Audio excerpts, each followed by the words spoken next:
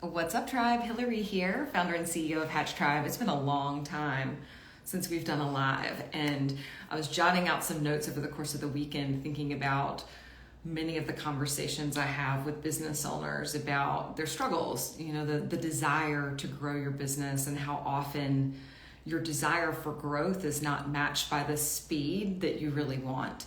And so I took a few notes over the course of the weekend and wanted to share those with you today. The message here is about 8 reasons why your business might not be growing as fast as you want it to grow. And I will tell you, there's a sense of impatience among most business owners. So if you're feeling that, know that that's super normal. But the key is to not get caught in these moments of impatience and to allow them to steer us astray. There are only a few things that are really going to help you grow your business. And that's the great news. It's not a litany of a billion things you could be tapping into. It really is quite succinct.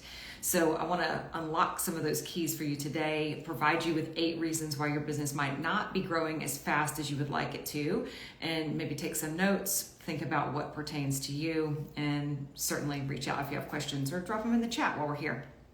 Okay, so first thing on our list is doing task or doing work that is truly outside of your zone of genius. And by that, what we're talking about are things that inordinately don't really light you up. They're things that you can do, but they're not necessarily the task or the highest value task you could be doing in your business. So of course, when most people start their businesses, you do lots of things because a lot of folks, myself included, kind of bootstrapped our way into our first business. And by nature of that, you learn to do a lot of things, but that doesn't mean they're the best task for you to do. So what often happens is that we keep doing those things. They take us a long time to do, or they're just simply not the highest value task that you as the business owner truly need to be doing in your business. So this is one of the biggest issues. If your business is not growing as fast as you want, chances are you are spending some amount of time every single week or maybe every single day doing things that are truly not the highest value task for you. Now that relates to number 2 on our list, and that is not hiring help. This is one of the reasons your business is not growing as fast as you want, because you are trying to retain too much work. And I know this because virtually every business owner, their plates are quite full, and they're doing things they don't necessarily need to be doing. Number 1, we just talked about, and they're not hiring help. Now, there's lots of reasons that business owners tell me that they're not hiring, including the thought that I don't know if anybody's going to be able to do this to my degree of expectation, which we'll get to in a minute. But there's also the practical matter of money, which is another thing that we're going to get to in another minute. But your ability to grow is really going to be dictated by how quickly you get into your zone of genius and your zone of expertise and put other people in their zone of expertise and let them go run off and do the work that only they can do or that they do best. We need to empower other people. You are going to grow much faster when you have other people by your side with you doing the work. And it's also a hell of a lot more exciting and more fun. Okay, let's go to number 3. Number 3 is not training up your team to perform at a very high level in business. Now, a lot of times I hear from business owners, they're like, I hired so-and-so and they came on board and they're just not really doing what I want them to do. And I'm like, cool, how much time did you spend training them? How much time did you spend onboarding them? How much feedback are you giving them? Is it frequent? Is it regular? Or are you holding back? Are you having expectations they should already know how to do these things? This is one of the biggest pitfalls of business owners that are starting to build their team, is having an expectation of their employees that they're truly not managing, that they're not really running, and they're really not training up their employees. So there is almost always a direct correlation. If there is someone on your team that is not performing at the level you want them to, you need to look at yourself and you really need to ask, have I truly invested in this person? Have I done everything I can to train and empower them to do their work really well? You've got to reconcile that. I would say in about 75% of cases, there's a real issue there with the CEO or the business owner not investing in that employee as opposed to the employee being the wrong fit. Now, sometimes we do hire the wrong fit, and that's a different question, but we don't have time for that today. Okay, let's look at number 4.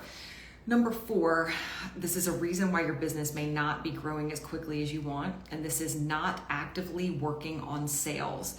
Now, to be astronomically clear, there are only 2 things in your business that are directly related to money coming in, and that is sales and marketing. What I see a lot of business owners do is get a little caught up in the marketing side, and a lot of times that's social media. And a lot of times that's organic social media. The thought that like, I'm gonna go post on my Instagram and I'm gonna wait for the clients to show up. That is not a marketing strategy, and it is not a good one. It works in a minute circle of businesses, but it is not what you think it is. Like, this is one platform that we use, but it is one of many. It's one of many ways that we use to communicate with our audience. So one of the things that's important is developing a true strategy for your business to reach more of your ideal clients across a variety of different places, not just on social media, not just trying to do organic reach here. Go look at your insights. Go look and see how many people organically are engaging with your content. Divide that by about 100, and that's going to tell you how many people will buy from you. It's tiny. So what I want you to be thinking about is how much time every single week are you truly actively working on your sales and marketing. Those 2 things are directly related to money, and you've got to spend the time there or hire people who will do it for you if you do not know what to do.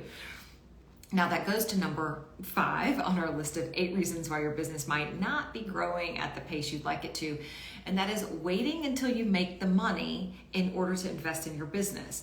We've just talked about the need to hire, and we've talked about the need to invest in your sales and marketing efforts. And a lot of times the story that a business owner says is, well, I need to make this amount of money before I can go spend this amount of money. Now, I understand logically what you're saying, but I want you to parallel your business to another industry. So many of you are in the service-based industries. You have very low overhead. Many other businesses like retail stores or restaurants, they have to put out a significant amount of money up front. And that's the infrastructure. They're developing the infrastructure, the building, the property, the products themselves, itchy nose, the products themselves that they're actually selling, hiring all the people before sales are ever even made. You don't have that, and that's part of the reason why in a service business, you sometimes are reluctant to actually spend ahead of where the income comes in. But I can tell you that in, again, about 75% of cases, you are going to need to invest and outpace the investment before the growth comes in. And think about the reason why. Right now, your bandwidth is already limited. You're probably not getting enough time to actually spend doing the task you really need to do. Remember, point 1, you need to be in your zone of genius. We also need to be investing time in like training employees to get them to be truly high functioning. We also need to be working on sales and marketing. So when you tack all that together and then you think, well, I need to make all this money before I invest in these things, you're like, this doesn't work. Energetically, it doesn't work. It doesn't work in a linear fashion. You will have to make a bet on yourself. And oftentimes that is going to be to bet on you and your success and invest in a certain thing, like hiring, like sales and marketing efforts, like working with a business coach, etc., before that income comes in, because something has to shift and change in your business first. So keep that in mind. Now, number 6, and you're going to notice how all of these start to sync up and ladder together, but number 6, one of the reasons why you are probably not growing at the pace you want is because you've got some negative mental loops that are rolling up in your head all the time. Common ones I hear: I suck at sales. I'm really not great at marketing. I hate doing social media. I don't want to be on it.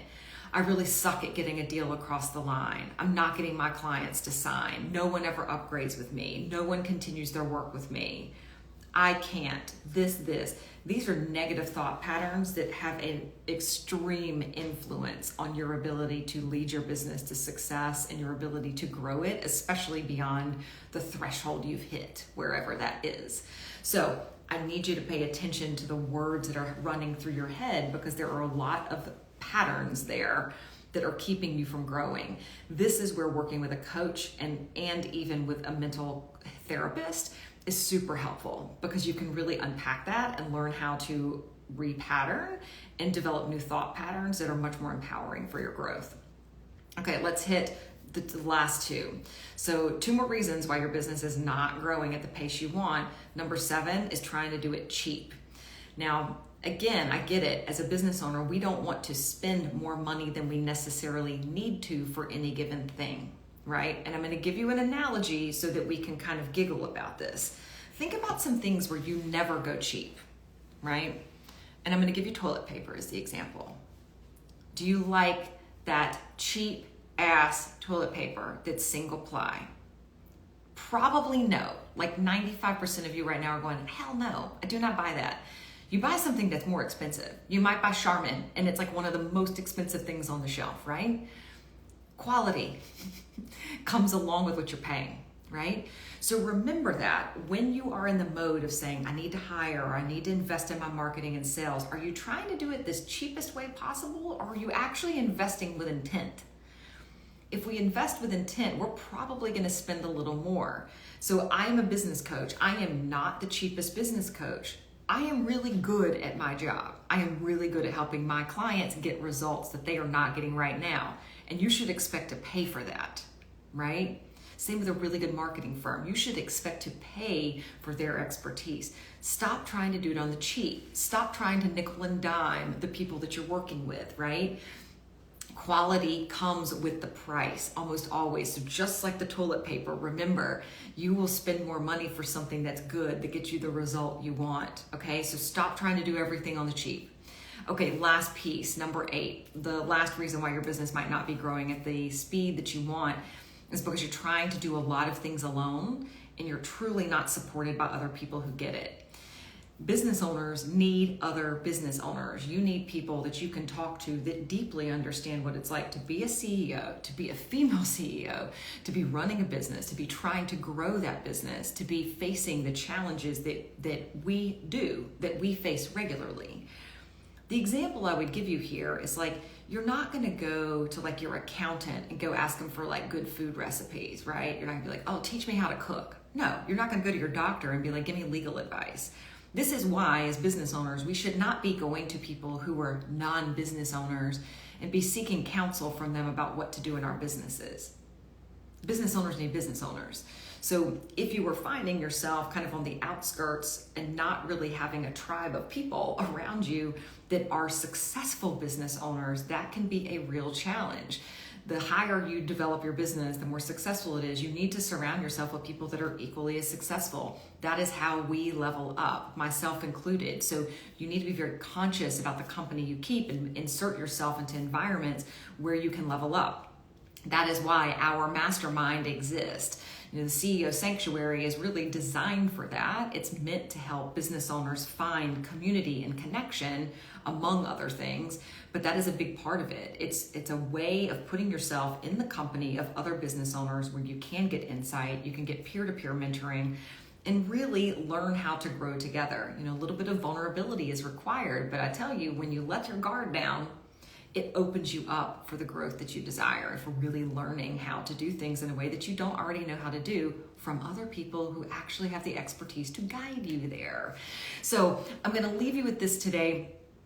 The CEO Sanctuary Mastermind, that is currently open for enrollment right now. It does close in 2 weeks, and then we kick off on June 1st. So if you have never participated in a mastermind, I encourage you to check it out.